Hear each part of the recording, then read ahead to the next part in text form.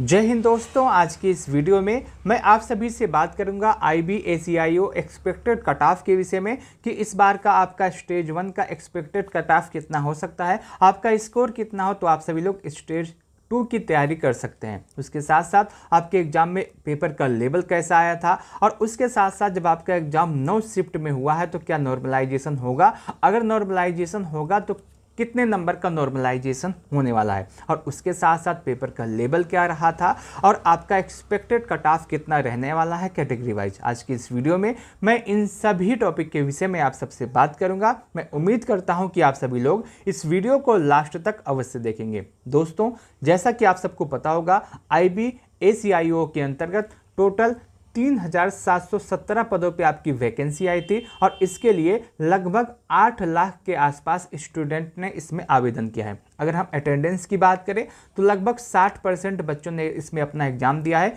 बाकी सभी बच्चों ने अपना एग्जाम स्किप किया है। अगर हम संख्या की बात करें तो लगभग 4,80,000 के आसपास स्टूडेंट ने इसमें अपना एग्जाम दिया है, बाकी सभी बच्चों ने एग्जाम स्किप किया है। अगर हम देखें स्टेज 2 के लिए कितने गुना बच्चों को बुलाया जाएगा, तो जो आपकी टोटल वैकेंसी आई है इसका 10 गुना बच्चों को स्टेज 2 के लिए बुलाया जाएगा। तो आपकी वैकेंसी है 3,717। अगर हम इसका 10 गुना करते हैं तो 37,170 होते हैं। तो 37,170 बच्चों को स्टेज 2 के लिए बुलाया जाएगा। और इस हिसाब से अगर हम देखें तो स्टेज 2 के लिए पर सीट कंपटीशन आपका लगभग 15 के आसपास बन रहा है, क्योंकि एग्जाम देने वाले बच्चों की संख्या 4,80,000 के आसपास है और स्टेज 2 में 37,170 बच्चों को बुलाया जाएगा। तो इस हिसाब से जो स्टेज 2 का पर सीट कंपटीशन है वो सिर्फ और सिर्फ 15 के आसपास का बन रहा है, यानी कि हर 15 बच्चा स्टेज 2 के लिए क्वालिफाई होने वाला है। ठीक है, अगर हम आगे बात करें एग्जाम के लेवल के विषय में तो आपको पता होगा कि आपका एग्जाम 3 दिन और 9 शिफ्ट में कंडक्ट हुआ है। 16 को आपका एग्जाम स्टार्ट हुआ था, 18 तारीख को आपका एग्जाम समाप्त हुआ है। इसमें आपका 16 की फर्स्ट, सेकंड, थर्ड, 17 की भी 3 शिफ्ट, 18 को भी 3 शिफ्ट में आपका एग्जाम कंडक्ट हुआ है। टोटल अगर हम देखें तो 9 शिफ्ट में आपका एग्जाम कंडक्ट हुआ है। अब जब 9 शिफ्ट में आपका एग्जाम कंडक्ट हुआ है तो जाहिर सी बात है कि नॉर्मलाइजेशन इसमें होने वाला है। लेकिन सवाल ये आता है कि नॉर्मलाइजेशन कैसे होगा और किस शिफ्ट को कितना नॉर्मलाइजेशन में फ़ायदा मिलने वाला है। देखिए, अभी जो आपका एग्जाम का लेवल रहा है उसके हिसाब से ये बता पाना थोड़ा सा मुश्किल है कि कौन सी शिफ्ट आपकी हार्ड है, कौन सी शिफ्ट आपकी इजी है, किस शिफ्ट को कितना नॉर्मलाइजेशन में फ़ायदा मिलने वाला है, क्योंकि आपका जो पूरा एग्जाम का लेवल रहा है वो आपका हार्ड आया है। अब जब एग्जाम का लेवल हार्ड आया है तो बता पाना थोड़ा सा मुश्किल है। सभी बच्चों को अपनी शिफ्ट हार्ड ही लग रही है। अगर आप किसी बच्चे से पूछिए, 17 की फर्स्ट शिफ्ट वाले बच्चे से पूछिए आपका एग्जाम का लेवल कैसा था, वो भी कहेगा हार्ड है। 18 की फर्स्ट शिफ्ट से पूछिए वो भी कहेगा हार्ड है।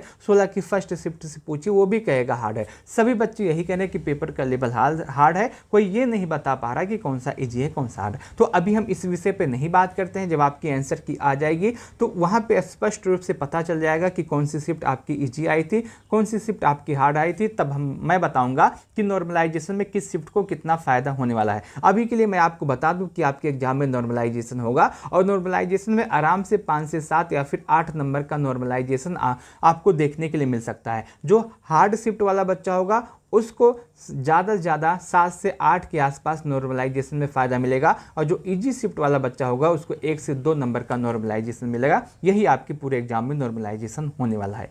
एग्जाम के लेवल के विषय में बात करें तो आपका जो एग्जाम का लेवल आया है ये आपका हार्ड आया है। अच्छे खासे प्रश्न पूछे गए थे, जैसे ही इसका नाम है उसी तरीके से प्रश्न पूछे गए थे। तो ओवरऑल जो पेपर का लेवल है वो बहुत ही ज़्यादा हार्ड आया था। अच्छे खासे प्रश्न आए थे। कुछ बच्चे ऐसे थे जो एग्जाम से निकलने के बाद कह रहे थे कि पेपर इजी है, पेपर आसान है, लेकिन ऐसा नहीं है। आंसर की जब आ जाएगा तो आप उन बच्चों से पूछिएगा जो कह रहे थे कि पेपर इजी है, उनका स्कोर आपको नहीं पता चलेगा। अगर हम बात करें सेक्शन वाइज तो आपके एग्जाम में करंट अफेयर से 20 प्रश्न पूछे गए थे, जीके जीएस से 20 प्रश्न, मैथ से 20, इंग्लिश रीजनिंग से 20 और इंग्लिश से 20 प्रश्न पूछे गए थे। जिसमें आपका करंट अफेयर जो 20 प्रश्न आया था ये आपका बहुत ही अच्छे खासे लेवल का प्रश्न पूछा गया था। ये आपका करंट अफेयर था वो टफ आया था। जीके जीएस की बात करें तो जीके जीएस में भी 20 प्रश्न आए थे। ये आपके 20 बहुत ही अच्छे खासे प्रश्न थे, बहुत ही ज़्यादा टफ पूछे गए थे। वहीं मैथ के विषय में बात करें तो आपका जो मैथ आई थी यह भी आपकी टफ आई थी, हार्ड आई थी,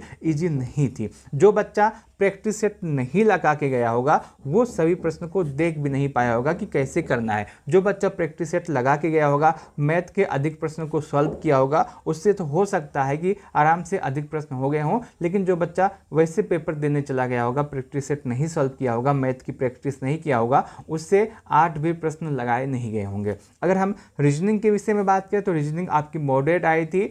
20 में से अगर हम देखें तो रीजनिंग आपकी मॉडरेट आई थी, अधिक बच्चों ने इसमें अटेम्प्ट किया है। इंग्लिश के विषय में बात करें तो इंग्लिश भी आपकी मॉडरेट थी। आप कह सकते हैं ये आपकी इंग्लिश जो है ये मॉडरेट से हार्ड की तरफ गई थी। तो आपका इंग्लिश का जो पेपर था ये मॉडरेट टू हार्ड आया था। ओवरऑल जो आपका पेपर का लेवल है ये आपका हार्ड ही पूछा गया था, इसको हम इजी या मॉडरेट नहीं कह सकते। अगर हम बात करें अटेम्प्ट के विषय में कि आपने जो एग्जाम दिया इसमें गुड अटेम्प्ट कितना रहने वाला है, अगर हम अटेम्प्ट के विषय में बात करें तो करंट अफेयर में यदि आपने 10 के आसपास प्रश्नों को सही किया है तो आपका बहुत अच्छा स्कोर बनने वाला है। जीके जीएस में भी यदि आपने 8 से 10 के आसपास सही किया होगा तो बहुत अच्छा स्कोर होगा। मैथ में यदि आपने 12 के आसपास सही किया है, 10 से 12, तो आपका बहुत अच्छा स्कोर होने वाला है। रीजनिंग में भी अगर आपने 12 से 14 के आसपास सही किया तो बहुत अच्छा स्कोर है।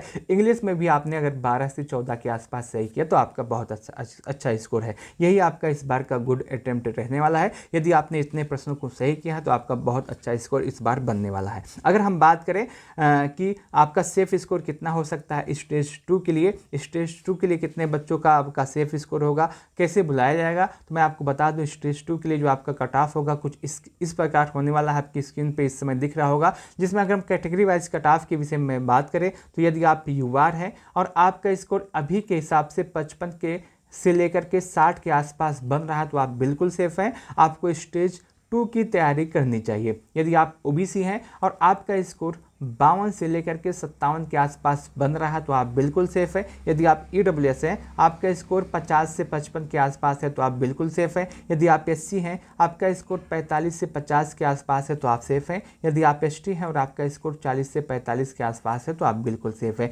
यही आपका कैटेगरी वाइज कट ऑफ रहने वाला है। और यदि आपका इतना स्कोर बन रहा है तो आप सभी को बिना कुछ सोचे अपने स्टेज 2 की तैयारी करनी चाहिए, क्योंकि इतने नंबर पे आपको स्टेज 2 के लिए अवश्य बुलाया जाएगा। आपका जो कैटेगरी वाइज कट ऑफ होगा वो इसी के आसपास जाने वाला है। और यदि आपका इतना स्कोर है तो आप सभी लोग अपने स्टेज 2 की तैयारी कर सकते हैं। मैं आपको एक बात और बता दूं, ये नॉर्मलाइजेशन का कट ऑफ नहीं है। नॉर्मलाइजेशन के बाद हो सकता है कि आपका कट ऑफ थोड़ा सा आगे बढ़े, लेकिन यदि आपका इतना रो मार्क बन रहा है तो आप बिल्कुल सेफ है। आपको अपने एग्जाम की तैयारी अवश्य करनी चाहिए। यही आपका इस बार कट ऑफ रहने वाला है। आप कमेंट के माध्यम से अवश्य बताइएगा कि आपका स्कोर अभी के हिसाब से कितना बन रहा है अनुमानित। मैं आपको बताने का प्रयास करूंगा कि वह स्कोर आपके लिए सेफ है या नहीं, आपको स्टेज 2 की तैयारी करनी चाहिए या नहीं। आपका इस बार IB ICOS IO का जो कट ऑफ एक्सपेक्टेड वो कुछ इसी प्रकार से जाने वाला है। और यदि आपका इतना स्कोर है तो आप सभी लोग स्टेज 2 की तैयारी अवश्य कीजिएगा। इस वीडियो को लास्ट तक देखने के लिए आप सभी का बहुत बहुत धन्यवाद।